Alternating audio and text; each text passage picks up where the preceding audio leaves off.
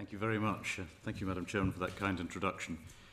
It's a great pleasure and an honour to be invited to come here today to talk to you at what is, I think, an extremely timely summit about human rights and global peace. If you want an indication of why it is particularly timely, just look at two events that took place yesterday and that are written up extensively in today's papers. The first in the morning was the judgment which this court gave in the Genocide Convention case brought by Croatia against Serbia, which of course forced us to look at a wide range of issues to do with humanitarian law, human rights, the Genocide Convention. The second is the terrible video footage yesterday afternoon of a Jordanian pilot apparently being burned alive by his Islamic State captors in Syria or Iraq. It's not entirely clear which. Now, both of those events show that the need for protection of human rights is just as great, if not greater, in time of war than it is in time of peace. But if you are going to protect human rights effectively in wartime, it is not enough, in my view, to focus exclusively on human rights law and human rights practices. You also have to have a familiarity with international humanitarian law, as we would have called it in the old days, the laws of war. Now, strikingly, for many decades, human rights lawyers and humanitarian lawyers had very little contact and indeed were strikingly ignorant of each other's positions. To the human rights world, humanitarian lawyers tended to be a bunch of soldiers, generals, occasional admiral, usually more interested in how to wage war than in the protection of the individual. To the generals and admirals, human rights lawyers tended to be dismissed as naive idealists with no understanding of how the real world worked. Now, both of those stereotypes are frankly ridiculous. If you look at the content of humanitarian law and human rights law, there is an enormous amount of common ground. The prohibition of torture, for example, is just as explicit in humanitarian law as it is in human rights treaties. The provisions for humane conditions of detention, prohibitions on arbitrary detention and arrest feature in both. And above all, both bodies of law focus on the rights of the individual in a way that is not true of international law as a whole, where there's a much stronger interstate element.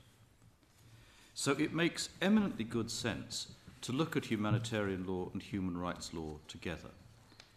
And I think that's something that the International Court of Justice has endeavoured to do in a number of cases, starting with the nuclear weapons advisory opinions in 1996 and moving on through the opinion that was given in 2004 about the security wall built by Israel in the occupied Palestinian territories, and then the case between the Democratic Republic of Congo and Uganda, not to mention the two genocide cases concerned with the Balkans. Now, those cases have, I think, made clear that humanitarian law and human rights law necessarily coexist. First of all, the court rejected emphatically the idea that human rights are all about peacetime and have no role at all in time of armed conflict. In the nuclear weapons case, for example, the court said this about Article 6 of the International Covenant on Civil and Political Rights, which provides that every human being has the right to life and no one shall be arbitrarily deprived of his life. The court commented, the protection of the covenant does not cease in time of war, except by operation of Article 4, whereby certain provisions may be derogated from in a time of national emergency. Respect for the right to life is not, however, such a provision. In principle, the right not arbitrarily to be deprived of one's life applies also in hostilities. So there you have a resounding endorsement of the principle that human rights treaties do not cease to apply as soon as two states start fighting one another. But what is meant by arbitrary deprivation of life? The argument that had been raised in the nuclear weapons case, and I should declare an interest because I was one of the counsel in that case, was that any use of a nuclear weapon will kill lots of people. Therefore, any use of any nuclear weapon is necessarily a violation of the right to life in Article 6 of the International Covenant on Civil and Political Rights. But the court did not accept that. What it says is that the test of what is an arbitrary deprivation of life falls to be determined by the applicable lex specialis, namely the law applicable in armed conflict. Whether a particular loss of life through the use of a certain weapon in warfare is to be considered an arbitrary deprivation of life, contrary to Article 6, can only be decided by reference to the law applicable in armed conflict, and not deduced from the terms of the covenant itself. In other words, whether a killing in armed conflict is a violation of Article 6 of the covenant is a question you have to go to humanitarian law to answer. And as soon as you realise that, you see immediately that you cannot, in fact, separate humanitarian law and human rights law in the context of hostilities. And I think the same approach would be taken by the court in relation to the question of whether detaining enemy soldiers as prisoners of war is lawful under Article 9 of the Covenant. Article 9 talks about arbitrary arrest or detention, and I suspect the same approach would have to be taken. Arrest or detention is arbitrary only if it is a violation of the relevant humanitarian law when it takes place in the context of hostilities between states.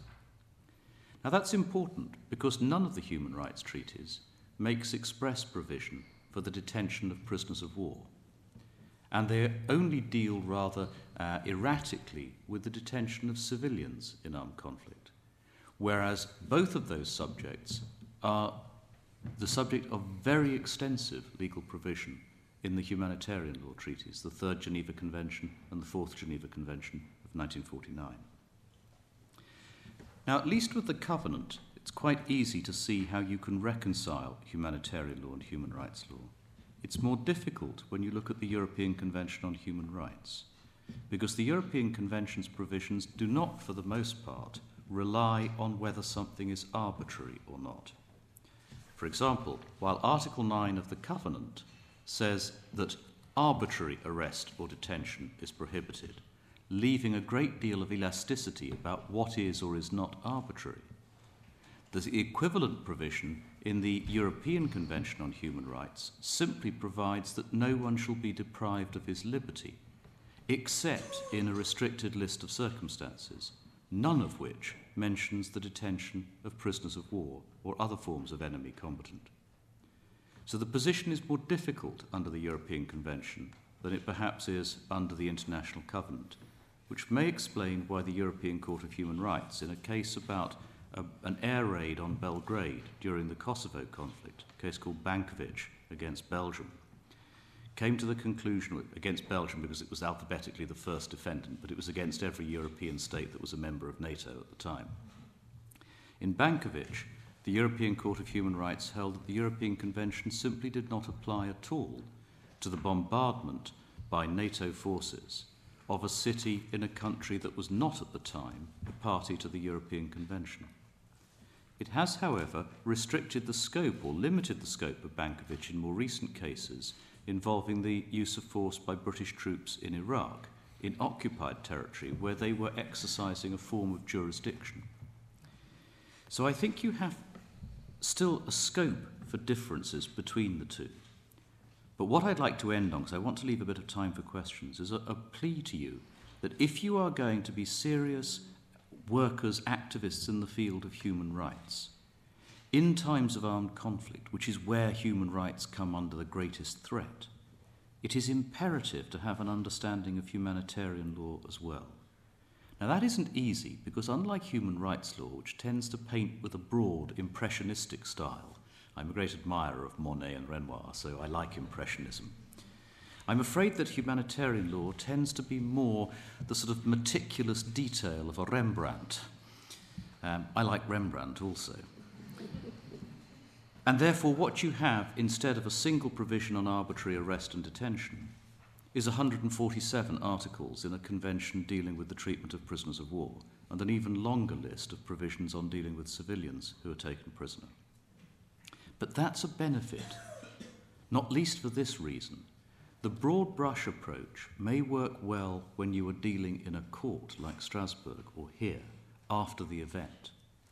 But the more detailed provisions of humanitarian law may actually be easier to explain to the sergeant commanding a patrol out in the jungle to the captain who is placed suddenly in charge of a prison where he's got maybe 50 or 60 detainees. Detailed rules of that kind may work better in that context. Moreover, humanitarian law often deals with subjects that human rights law doesn't really need to address. If you look at the court's advisory opinion on the Israeli security wall, you can see a very vivid example of that, because much of humanitarian law on occupied territory deals with matters like the structure of the government of occupied territory, if you like, the entire framework in which government power is exercised, whereas human rights law tends to take the existence of that framework for granted. So what I'd like to leave you with is this thought. If you're looking at one of the areas in which human rights law is ripest for development, and development by all of you, it is in that area where you have the interface between human rights law and humanitarian law. Let me stop there, and then we can have a few minutes for questions before I'm afraid I have to go back to another meeting and can yield the floor to my colleagues.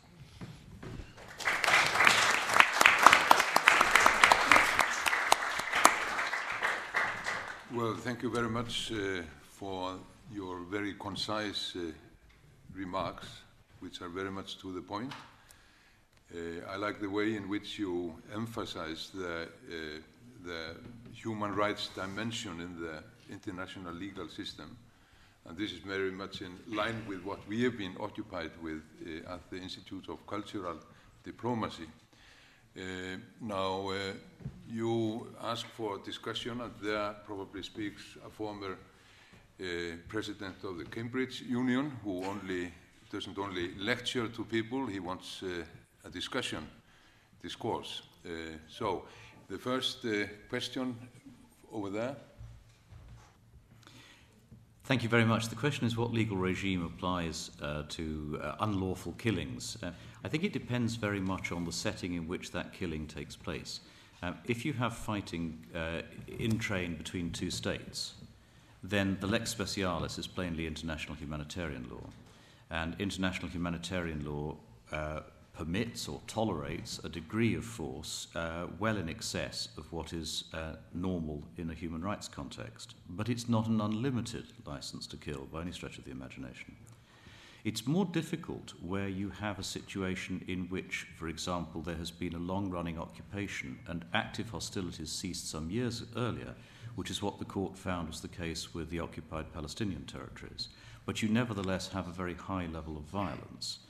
And there the court found that there is a part of humanitarian law that applies, because the reason for that is a rather technical one. The Geneva Civilians Convention, which is the main text on occupied territory, much of it ceases to apply a year after the cessation of active hostilities, and the court found that that cessation came a year after the 1967 conflict had come to an end. But nevertheless, there are other core provisions that remain in place. Now, that's particularly an area where I think you would say that human rights law also had an important contribution to make. I don't think you can look at this question through one pair of lenses only.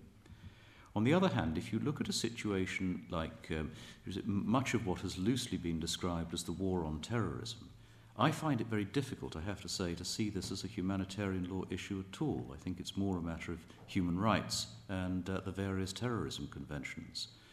I do not see myself how you can have a war on a phenomenon. A war on terrorism is a perfectly sensible political comment to make, much like a war on drugs. But it's not, I think, a valid use of the term as a technical legal concept, and I was rather surprised to hear it used in that way in some contexts. And I think, just to cut to the chase, one of the difficulties is that there are today lots of instances of lethal force being used where it's difficult to tell which side of that line they fall on. For example, I don't think there's any doubt that the use of force by NATO troops, with or without a UN mandate, in Iraq or in Afghanistan is a humanitarian law issue. But a drone strike in Yemen is, I think, much more difficult to fit within that framework. It's an interesting question whether the veto can strictly be said to be responsible for that. In the old days in the UN, it was much easier to know whether that was the case because they tended to put a draft resolution to a vote, and you then knew whether it had been vetoed or whether it had simply failed to attract the number of votes necessary in any event, whether it failed to get the 9 votes necessary. today it's often much more difficult, and I'm not sure, for example, that the use of military action in Syria would have attracted 9 votes. It's difficult to tell. But of course, the answer to your question is that it may well be time to get rid of the veto, but that can only be done by an amendment to the United Nations Charter, compared with which amending the Constitution of the United States looks comparatively straightforward to me. I fear, however much we might wish it, it's not something which is going to be easily consummated. Time for one more, if Yes, that is of course the problem, because in order to change the charter, we were reminded this morning that you need a 2/3 majority, and it's also subject to veto. Yes. So they can stop any changes. But more questions, please? One more question before the judge must leave.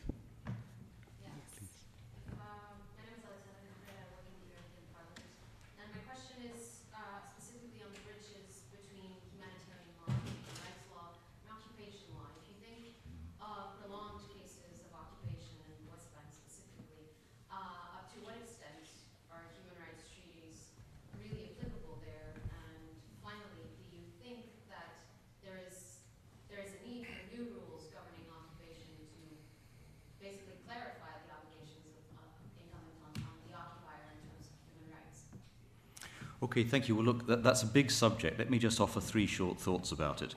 The first thing is, this is not an easy topic to deal with, because it is one of the areas in which there is potential for a conflict between human rights treaties and humanitarian law.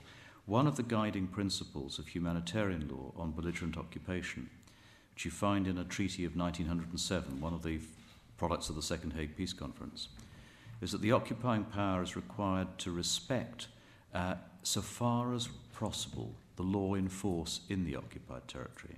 Now, that's generally interpreted, and I think rightly so, if you look at the court's 2004 Wall opinion, as meaning that there should not be structural change within occupied territory. It's not for the occupying power to come in and decide, for example, whether same-sex marriage should be permitted or not.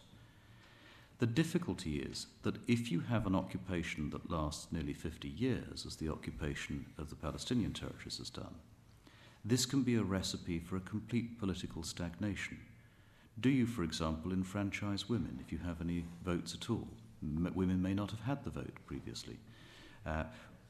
Do you have to sort of commit yourself to a form of stasis within the occupied territory? And I think that's a matter which remains to be worked out. The second observation I'd make is that you also need to look at a quite novel problem that has only arisen in the last 20 or so years, where what you have is not easily fitted into the framework of occupation because there is a United Nations Security Council mandate for the, quote, occupying authority. Now, you get that, for example, in Iraq in the aftermath of the 2003 invasion. I won't try and reopen here the argument about whether the 2003 invasion was lawful or not, but whichever view you take of that, within a few weeks of the Iraqi forces being defeated, the Security Council had adopted a Chapter 7 resolution giving a mandate to America and her allies in Iraq. Now, of course, the Security Council is not obliged to comply with Article 43 of the Hague Regulations.